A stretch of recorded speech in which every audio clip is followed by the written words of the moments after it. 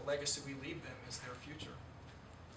All right, let's move on to the next question, which is, in general, what is your opinion of the state of the school district? And you could use any criteria that you like for that. And then the next part of that is, what needs to be improved in the school district? And we'll start with Steve. Okay, I think I'm pleased to report that I think the state of our district is very solid. You know, our financial rating has remained solid. Our program, we have been recognized statewide and nationally as an innovator in education. So our program is very solid. We have a very competent and solid staff that have provided the educational opportunities here in Platteville, as well as our administration for a number of years. I think I may just leave it at that. Okay, Short and sweet. Kurt. I believe that there's, once again, just like everything, there's always room for improvement, but I believe overall that we do a good job. Like I stated before, I believe that we have some great teachers in our district, and I do mean great teachers. My kids have been the benefactors of some of those teachers, and I'm proud to say that they've been the benefactors of that. And I see in some of their standardized test scores, and then in their grades and things like that, I see that they are challenged, which I want them to be challenged, obviously. I don't want anything to be handed to them. And I see those challenges and things like that. So I feel that that's great. I feel like that sometimes we could probably go a little bit above and beyond and maybe do what we could to help somehow improve the morale of our teachers. I think that our teachers over the course of some years, because of the state of the government and things like that, have taken some lumps maybe. And then I think that maybe we could extend an olive branch back to them as a community to show that we do want to support them, we do appreciate the job that they do and things like that. I've said this before at a school board meeting, I do believe this. I believe that we have a superintendent that the majority of the community doesn't know, and I think that that's too bad. I think that, you know, whenever I've wanted to talk to Connie, I walk into the office and say, do you have a minute? And if she has a minute, she opens her door, I walk in and I speak my piece, she speaks her piece. Sometimes we agree to disagree, which is fine. I don't have a problem with that. But I think it's a shame that more people don't go to the sources.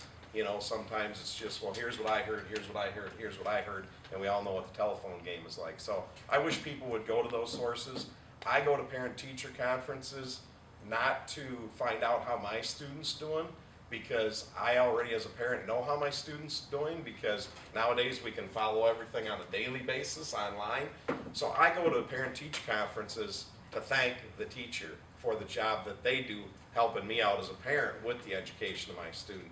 So I think that, you know, we as a community and things like that could do a little bit more to embrace that, and we could increase the morale of the teachers and things like that. It's not always about pay. It's not always about those things. Sometimes it's all the little things that add up, and I think that that's maybe one of our weaknesses. So I think just some of the overall appreciation and stuff we could improve by. Okay, Matt. Yeah, you know, I think the state of our school district is really, you know, as you look at from an educational perspective, and Steve touched on a few of those things, you know, some of our ratings and the quality educators that we have in the district do an amazing job. You know, and I think the major issues that we see, or the improvements, I think really are addressed in the referendum. Some of those facilities to be able to provide those environments where those teachers will have a little bit more support in those areas, and to be able to have classroom space that makes sense for student learning and makes sense for student development and prepares them as they move on, whether it be to a community college or into the workforce or to the university setting. So, you know, I think the referendum does take care of a lot of those things that I see that I feel that need to be improved in the district. I know one of the things is kind of going out throughout the community and talking with members of the community, you know, asking them what would they like to see from the board. You know, they really have a positive outlook and a positive message about the board. They just want to see them more. They want to see the board out and about more. They want to see them at more events. And so that's the only thing that I could see that I would make sure that I would pay attention to should I be elected. Okay, Eric. In the 3 years I've been on the board, I think it's done a good job in the transition from issues that are beyond our control, both state and national level, as Steve said. And I think that's the ratings and the rankings and the fact that we can attract quality teachers and keep them as long as we do speaks volumes for what the district has done for years, not just certainly in the last 3 to 5 years. That speaks well for the district as a whole, as a community entity that supports the community and vice versa. I think Kurt and Tim and Matt are actually both very correct in terms of improving how we go about our business in interacting with the community, in terms of how we interact to provide better support for the teachers and the staff and ensure that that's there. They hear it from the board all the time, but that's not enough. And so maybe we do need to do a better job of cheerleading for the district as a board and as board members. And that's something that needs to be looked at, and that's a fair comment. I think Matt's comment about the referendum, speaking to the improvements, is another one. We spent a lot of time going through the referendum proposals, many of them, coming up with one that we thought was acceptable, cut out the fat, and was fair, and still got us down the road in a manner that we can be proud of as a community. And so I think that's one of the places that we are improving ourselves through things like the referendum, as Matt said. Okay, Colleen. Well, I get to echo many of the thoughts and words in that we, as a district, we exceed expectations on our state report card. We know how to educate students, be prepared for the next stage of life. We're very good at that, whether it be evident through a report card or through awards. And Kirk brings up the ethos of the teaching staff. They've been taking hits, and we've got to find a way to keep those good teachers. When I first came to Platteville 15 years ago, I know the district's policy was not to hire the new fresh teacher. It was to hire the best teacher, if that even meant paying for experience. That's how proud they were of the system. And I don't want the budget decline to limit those choices sometimes to go after those teachers and to keep those high-performing teachers, or to give the teachers that are there a shot in the arm somehow, whether it be some form of appreciation or just a promise to them about what's going on with their retirement and their futures. And we've got a lot of nervous people in education these days. I think the board and the administration has to find a way to calm those fears and to be transparent in what we do and to be thoughtful. These people have worked hard for our district, make sure that we reward them with accolades, praise, and just very transparent communication. Okay. This next one is a question that has already come up, but I want to kind of ask it again, just for reinforcement. And there's actually a second part, well, actually there's a second and third part to this question. But we'll start with the first two, which is, do you support the school district building referendum or not? And if not, what should the school district do about its building issues? And it's your turn, Kurt.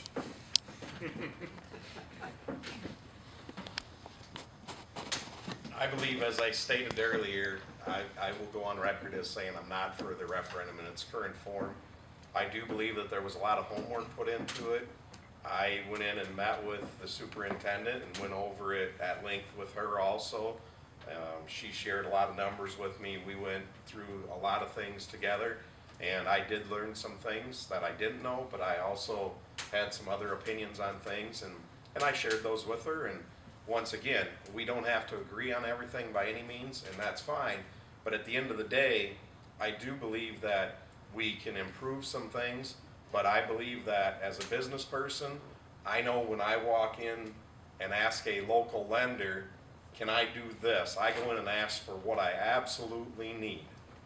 I know I can get more money, but I don't take more money because right now with the economy we live in and the climate we live in, I can't take the extra because I don't want to take that risk. So I take exactly what I need and I go on there. And I think that with the schools right now, I think that that's kind of the thing we need to look at. I'm all about facilities. I'm all about maintaining them. I know that some of our facilities haven't changed since I was there. I'm well aware of that.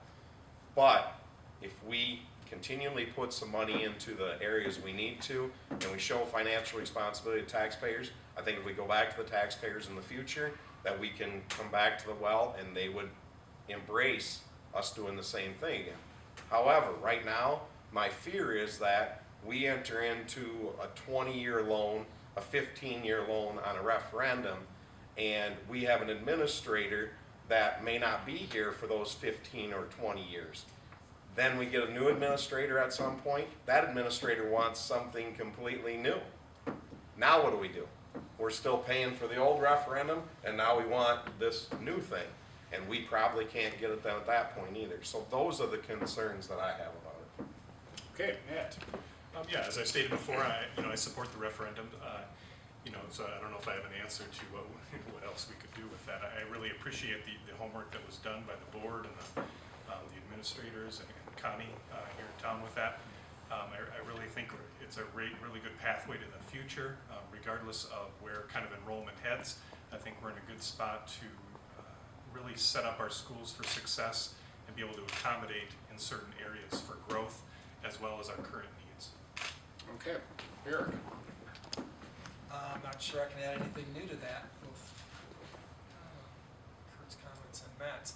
I guess the thing I would add is that I think we have been fiscally responsible, and I think the board took that very seriously. A lot of our discussions coming up with the proposal for the referendum that has been put forward were around what can we afford, what can't we afford. We started with a list that was much larger than the one that's currently out there. It could have been much more expensive to do all the I want to do's, not the I need to do's. And I think we really did get it down to the things that the community needs to see in our quality education system that we call our Platteville School District. So I think from that regard, I certainly support the referendum in terms of answering directly the question asked, and that if we were to do something else, I think it would impact other areas of our budget that we don't want to go down that road. If we don't improve the facilities and set our path for 20 years down the road so that we can follow a path, strategic vision that gets us to an end state, we end up going back and having to do some of those things out of our operating budget, which takes away from teachers' salaries, which takes away from additional programs for our kids, be it extracurriculars in sports or extracurriculars in other activities. We run out of money to pay for buses and things like that. So I think that going that route is irresponsible, and I think the referendum is probably the most responsible way to react to the current political and budget crisis that we're in as a state, and in some cases as a nation. Okay, Pauline. I think, as stated before, I do support the referendum. I would hope that we never have to really touch the fund balance or dip into the operating budget the way we will have to if it doesn't pass.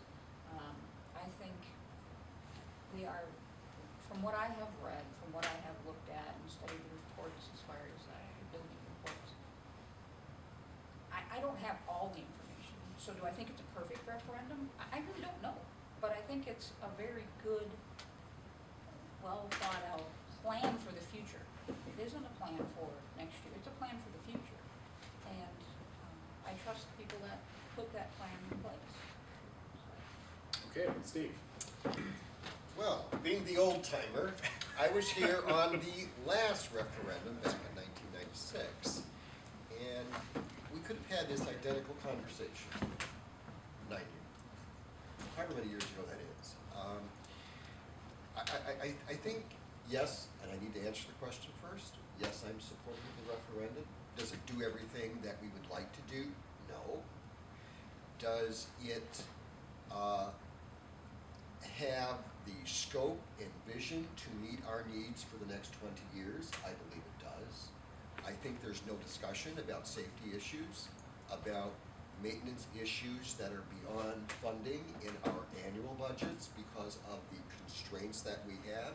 And does it look forward to the future about what our facilities need to do to provide the best education in these times? I believe it does.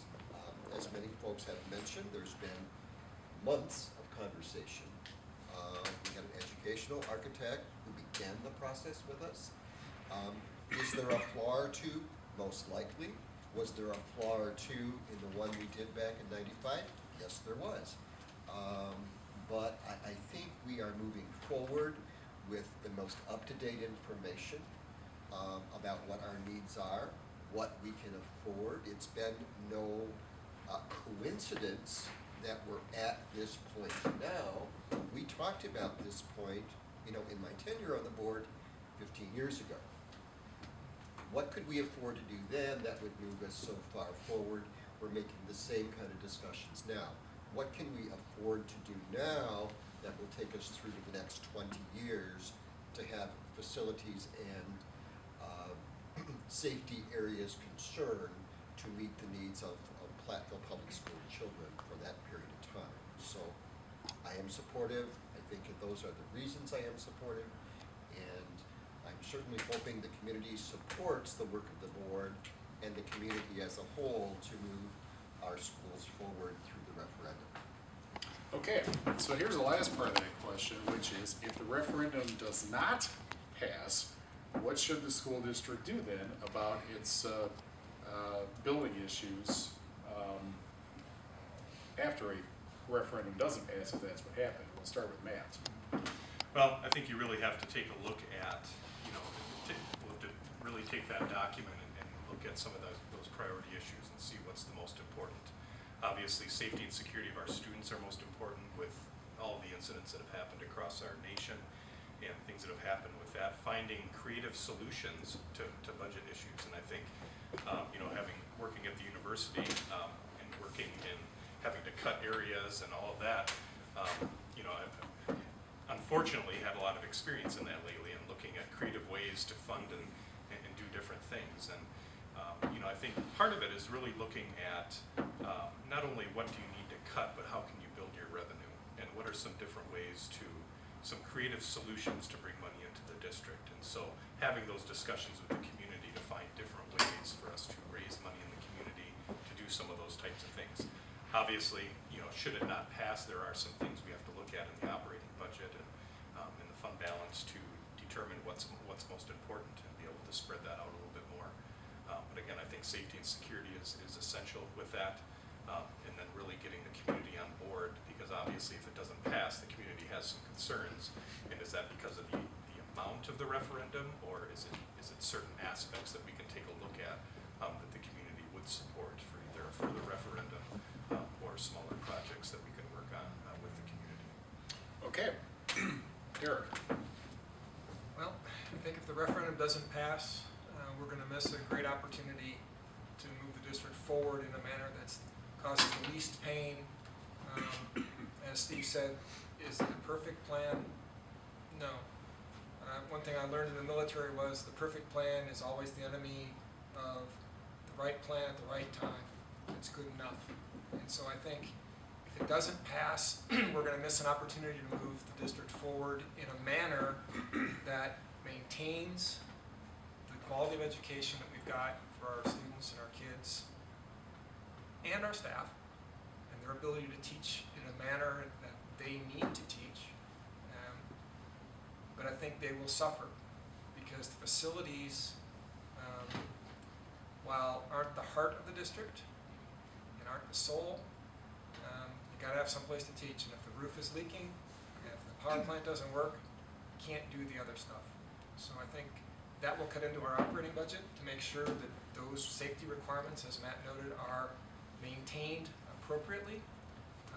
And that will cause pain in the district. And that will cause us to make very hard decisions about programmatics.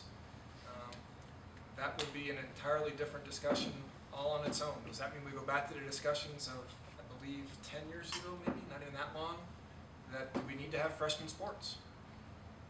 Things like that are going to become an issue again if we aren't able to move forward in the operating budget because of state constraints will be placed on us. Do we lose the musical? Do we lose the band? Do we, those all things become back in the forefront that none of us want to have to make those decisions. I played freshman sports, music and art and all that other stuff. I want our kids to be able to have those same opportunities. And I think the referendum gets us there in the best manner possible. So if the referendum doesn't pass, I think it'll be a sad day for Platteville and our future.